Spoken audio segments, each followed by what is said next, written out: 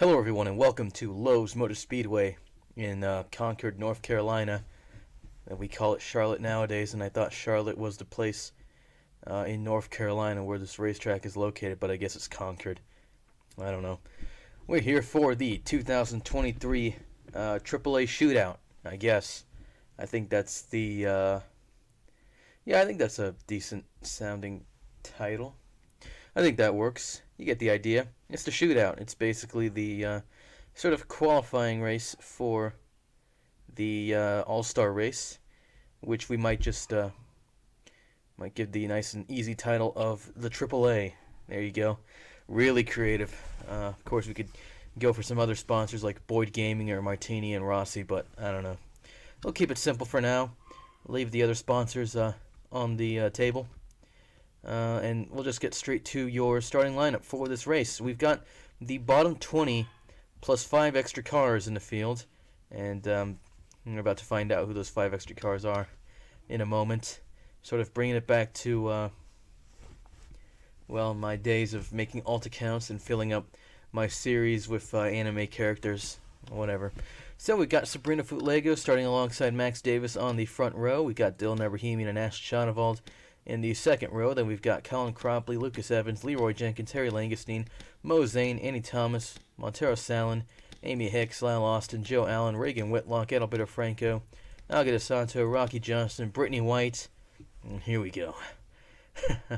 Basically, these 5 in the back, plus Gerald Pepper. Okay, first we've got Toa Higurashi, and again, part of the idea here is to, I suppose, take a guess as to what sort of anime / manga I'm into right now.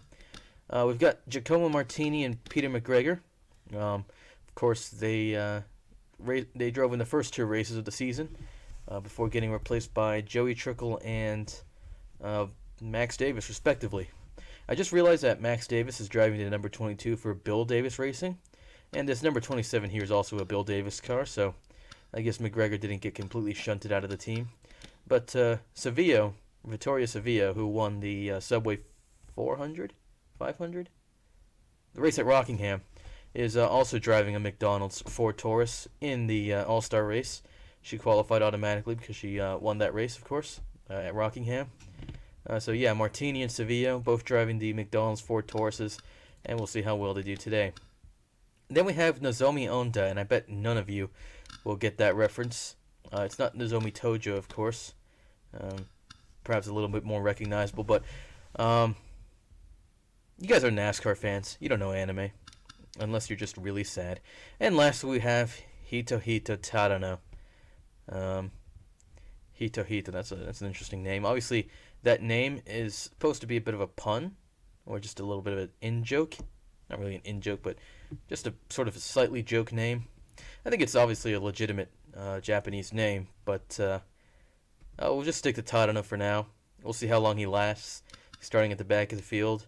Funnily enough, this name is actually very similar to that of my Japanese teacher in college back in 2020. So, the shootout is 34 laps around Lowe's Motor Speedway. It's bright and sunny right now. Not too much cloud cover. And, oh, that's right. We have to, sort of skip here a few minutes because, of course, there's a 300-second standby time during which you can get onto the track. And if you let that 300 seconds expire, then obviously you don't start the race. But also, if you just immediately jump in and retire from the race, you still have to wait 300 seconds, which is kind of dumb. Did I forget to accelerate? Did I forget to accelerate time? I must have. I must have forgotten to accelerate time. Oh dear. Alright, well, whatever. Green flag is out. We are underway here at Lowe's Motor Speedway. I think I should turn up the microphone here. It's a bit quiet so far. Sabrina Footlago and Max Davis leading the field into turn 1 there. Davis with a better run on the outside line so far there, and he's looking like, oh, that's a lot of speed he's carrying out of turn 2. And now down the back stretch, Max Davis takes the lead of this race. Footlago comes to the outside line very briefly there to cover off Shadowald, but hugs the inside through turns 3 and 4. So Max Davis started second, is going to lead the first lap of this race with Lego Falls close behind. Here are Shadowald, Ibrahimian, Evans, and Cropley. Justin for 4th place right now. I forgot to mention, of course. Did I mention it, of course? I need to mention it again. The top 10 finishers in the shootout qualify for the All-Star race, and the bottom 15 get diddly squat. They, well, I don't know. Well, I mean, these guys, obviously these guys won't be coming back, and they're at the back of the field right now. Bummer. Wait, Jailed Pepper runs last, of course, but he's going to be in the Coca-Cola 600. Obviously, I should make this really clear. Onda, Tadano, Higurashi, McGregor, and Sevilla. Martini, actually. Martini's in this race right now. And Sevilla, who's in the All-Star race. They're obviously not going to be in the Cup Series. We still got all 39 real humans who signed up for real spots. That includes you, Bob and Flobo. Yeah, I know, right? Great name, by the way. So, yeah.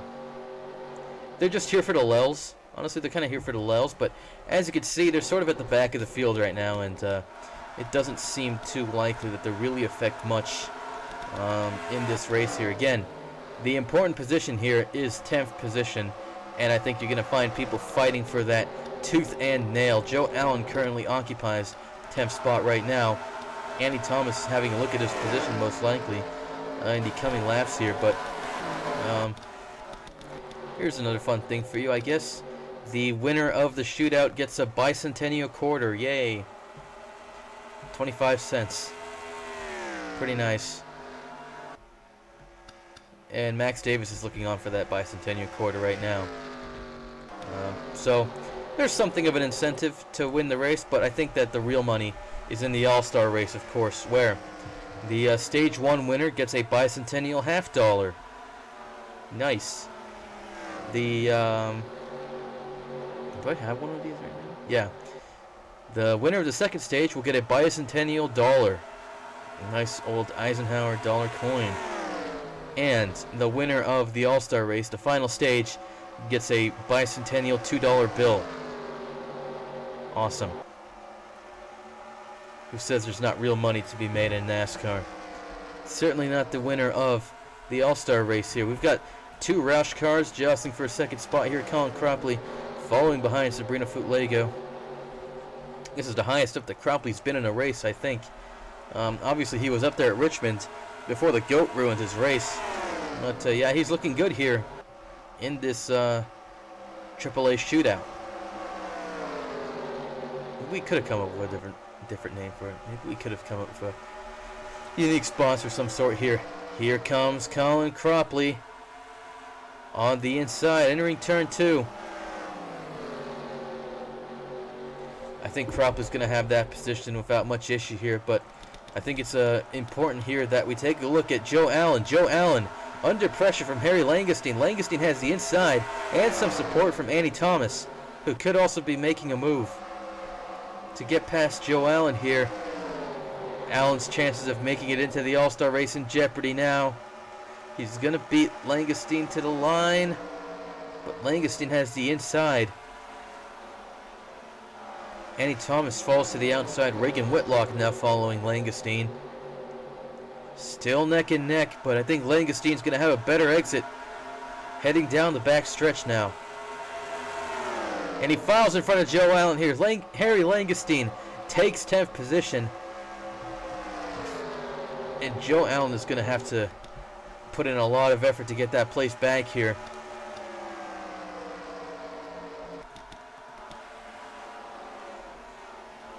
I gotta be honest, this is my second time recording this race because the first time my microphone was off. And yeah, I didn't realize it until after I stopped recording.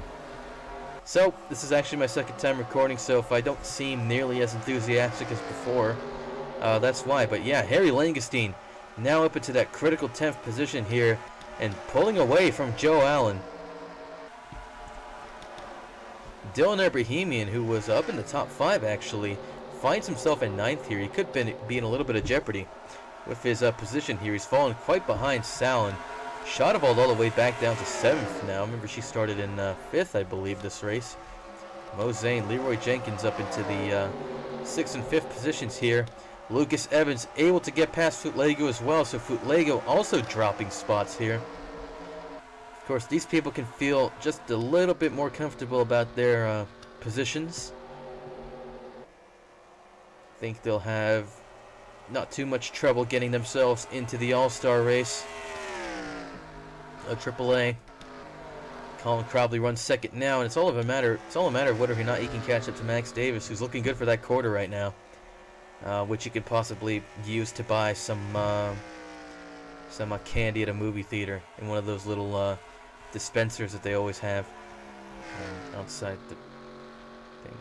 Well, I guess actually the places where you can really find those are barber shops and, yeah, the entrances and exits of your local convenience store. Not convenience, grocery store. Yeah, Albertsons, Smith's, whatever you might have. Ralph's, Kroger. Yeah, I know a thing or two about the rest of the United States. Come on, I'm not some weird stuck-up Las Vegas local. Well, I am a Las Vegas local, but stuck up? I don't know, considering all the pictures I take of my money, which is nowhere near as, you know. Yeah, I ain't got the money to flex quite the same way that, you know, YouTubers and rappers do, and but it doesn't mean I don't still have something of a weird obsession, you could say. Leroy Jenkins take position from Zane? I don't know. I like money. There you go. Dylan Ebrahimian has fallen into 10th spot here, but can Joe Allen catch him and take back 10th position? Whitlock and Thomas will be pressuring him all the way, keeping him honest. You could say that. Max Davis is being kept honest. Yeah, he's being kept honest by Colin Cropley and Lucas Evans. Those are just the kinds of bloopers that you watch this channel for. We got 2 black and red cars with rookie stripes on them in the top 3 here. Evans looking really close to taking 2nd spot from Colin Cropley. I believe that both of these drivers believe themselves capable of catching Max Davis and wrestling that 25 cents away. Of course, if it were a silver quarter, it might actually be worth something. But nope. Just copper nickel. Disappointing, I know. Footlego runs 4th, Leroy Jenkins 5th. Ashley Schadefeld 6th, Montero 7th. Oh, what? This doesn't make sense. What? Jenkins 5th. Okay, Zane 6th, Schadefeld 7th, Salin 8th, Langenstein 9th, and Ebrahimian 10th. It's right on board with Joe Allen here. We're at the halfway point of this race here. And Ebrahimian is running in 10th right now, but his position's looking very untenable. Ebrahimian just seems to be struggling to keep the car at a consistent pace. Not entirely sure what that's about. And if Joe Allen's feeling very motivated here, then he is going to have a look at a proper overtake maneuver any moment now. Yellow looking absolutely terrified here. Maybe he's heard the news about the retirement of the M&M spokes candies. We all know it's just a load of shit. And we're all anticipating that Super Bowl commercial. Although to be fair,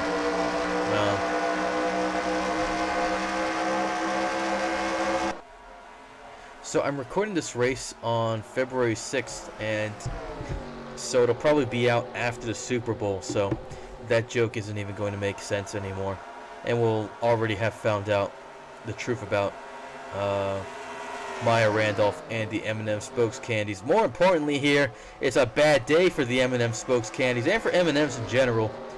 Mars had better shift all their marketing strategy onto Skittles now, because Joe Allen is back in 10th spot here, back in the All-Star race for now. 15 laps to go.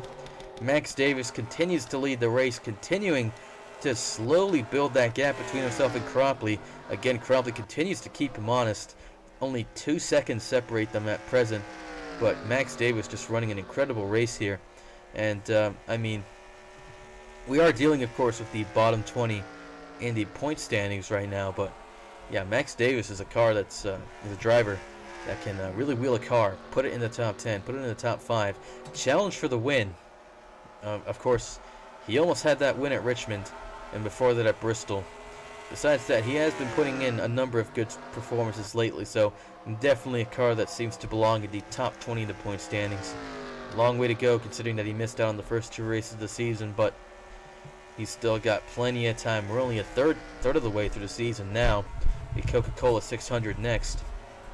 And of course, all the drivers here getting a lot of practice on Lowe's Motor Speedway, one of the signature tracks of the NASCAR season. Look at Gerald Pepper. He's been passed by Nozomi Honda. Wait. Yeah, that doesn't make sense. I'm pretty sure that Honda was behind Pepper at some point. So, Pepper had actually overtaken a car. Of course, it's a driver with no real racing experience. She should probably stick to soccer, which she claims to be a prodigy of. Alberto Franco finds himself behind Tadano, the most ordinary high school student you can think of, and the bane of his classmates' existence for some reason. Peter McGregor, he looks more like Max Davis in his early races. Banta. I guess Toa Higurashi and Giacomo Martini are wheeling the car decently right now, but they're far behind 10th spot here, so who gives a shit? Dylan Bohemian could have an opportunity to retake 10th spot from Joe Allen, so Allen needs to be kept honest. Lots of honesty, the best policy being enforced in this shootout, I think. I'm probably going to see plenty of that in the actual All-Star race, of course. Annie Thomas could very well make her way past Dylan Bohemian. You could say the same about Reagan Whitlock most slightly, maybe even Amy Hicks. But yeah, as you can see, things are pretty quieted down here. Still a lot of jostling for the mid positions in the top 10 here. Footlega being held up by Pepper. He's obviously going to lose position to Mo Zane here. Lucas Evans, Colin Cropley getting past Nozomi Honda. Evans once again looking good for second spot there. Not taking the opportunity just yet. Cropley still appears to have a 2-second gap to Max Davis. It's been raised to 2.6 after having to lap both Pepper and Honda here. Kind of funny that Honda's name translates to wave in Spanish. Catch the wave. Max Headroom, am I right? Max Davis, more like, yeah. Now Adalberto Franco, last of the cars on the lead lap. Looking very miserable. That is a very slow car. Not the car that we saw really performing at Daytona and Rockingham. Who knows just what's gone wrong with me. He reaches 185. Let's have a look at Max Davis's speed trap as he goes down the back stretch here. He's already at 185. Tops out at 190 before slowing for turn 3. So yeah, definitely much faster and possibly ready to lap Franco at any moment now. Evans still following very closely behind Cropley for a second spot here. Now Zane's fighting with Shadavald, who's made her way back up the field. In 5th place here, Footlega still keeping himself a bit content here in 7th position. Of course, he started on pole position provisionally. Wasn't any qualifying, so about as random as you can get given the driver ratings and all that stuff, but you know, hopefully it was decently random enough. Of course, the extra 5 sort of joke characters all start at the back of the field coincidentally, but that's probably good news for anybody who didn't want to see themselves getting knocked out of the All-Star race because of Hirohito Tadano. How about that? Harry Langestein still occupies 9th, and Joe Allen still holds on to 10th spot. He is creating quite a gap now between himself and Bohemian, and there's less time for either Thomas or Whitlock to catch up with Bohemian and challenge Joe Allen for 10th spot here. Max Davis continuing to lead the race. Adalberto Franco in turn 3 as Max Davis heads down the back stretch.